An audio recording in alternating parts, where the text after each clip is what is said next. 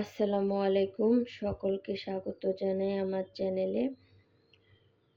আজকে আমি রান্না করব পায়েস। পায়েস রান্নার জন্য আমি এখানে পোলাও চাল নিয়েছি। এক মোট পরিমাণে নিয়ে এটাকে ভালো করে ধুয়ে পানি দিয়ে এখন এটাকে সিদ্ধ বসাবো।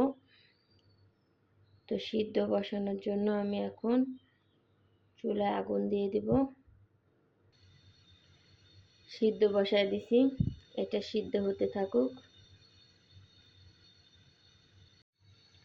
চালটাকে আলাদাভাবে সিদ্ধ করে নিলে পায়েসটার স্বাদ অনেক সুস্বাদু হয়, যার ফলে আমি এটা সিদ্ধ করে নিব।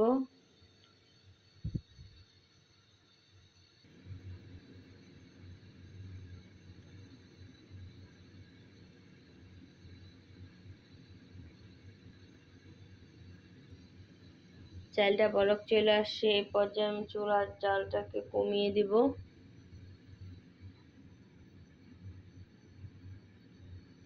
আমি চুলার জালটাকে মিডিয়াম করে নিয়েছি।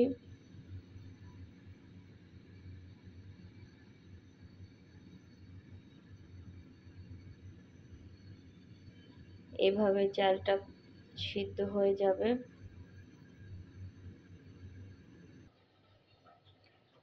আমাদের চালটা সিদ্ধ হয়ে গেছে, এই তো চালটা সিদ্ধ হয়ে গেছে।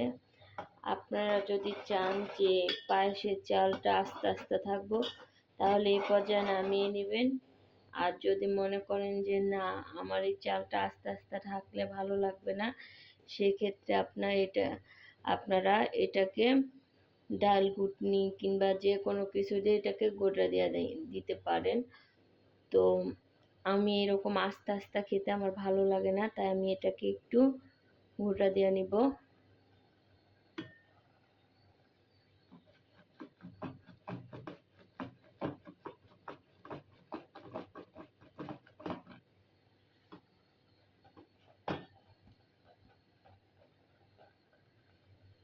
আমার গোটা দেওয়া শেষ, এখন আমি এই পর্যায়ে এটাকে নামিয়ে নেব। আপনারা মনে করতে পারেন যে আমি একদম মিশ করে ফেলছি, না, এই দেখুন আমি হালকা পরিমাণে গোটা দিয়েছি। এখন এটাকে আমরা নামিয়ে নেব।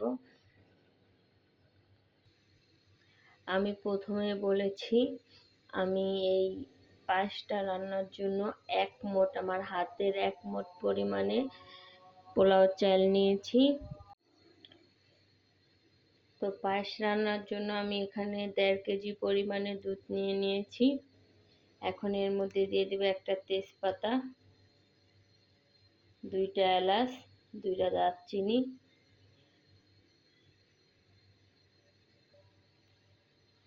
এখন এর মধ্যে দিয়ে দিব চিনি।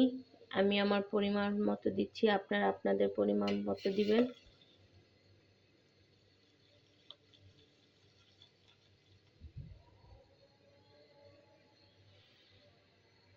এর মধ্যে দিয়ে দিব সামান্য একটু লবণ,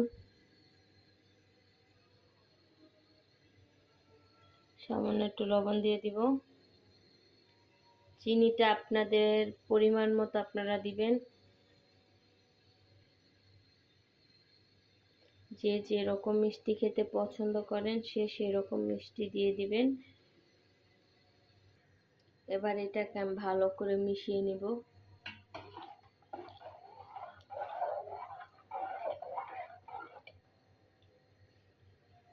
আমি পায়েসটা রান্না করতেছি চিনি দিয়া, আপনারা চাইলে গুড় দিয়েও রান্না করতে পারেন।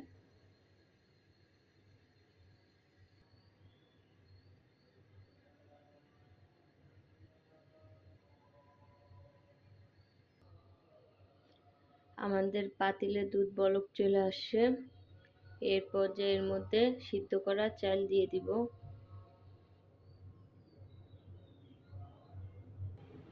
এই পর্যায়ে চুলার জালটাকে একদম লো ফ্লেমে রেখে দিবেন। এখন এর মধ্যে দিয়ে দিব সিদ্ধ করা সে চাল দিয়ে দিব এর মধ্যে।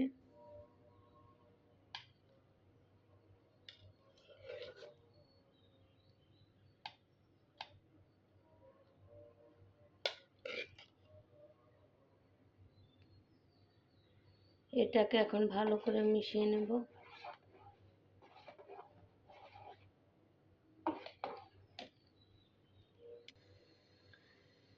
ভালো করে মিশিয়ে নিয়েছি। এই পর্যায়ে এখন 10 মিনিট লো ফ্লেমে রেখে দেব। কিছুক্ষণ এভাবেই রেখে দেব।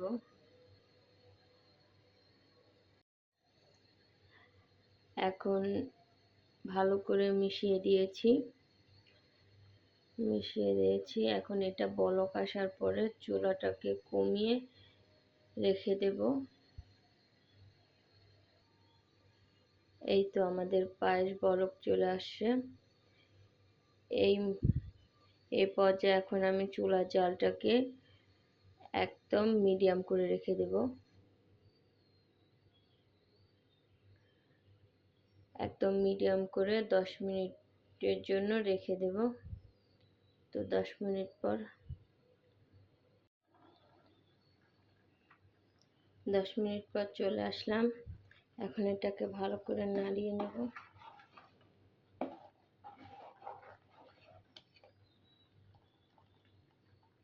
দুধ যত ঘন হবে পায়েসের স্বাদ তত পাবেন। আবার রেখে দেব 5 মিনিটের জন্য। 10 মিনিট পর চলে আসলাম। এখন এর মধ্যে দিয়ে দিব কিশমিশ।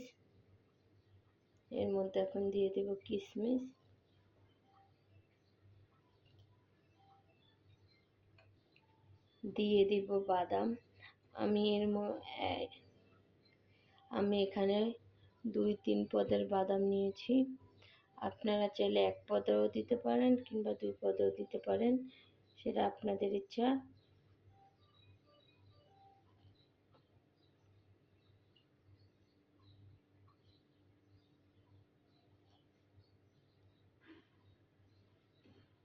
এবার এটাকে ভালো করে মিশিয়ে নেব।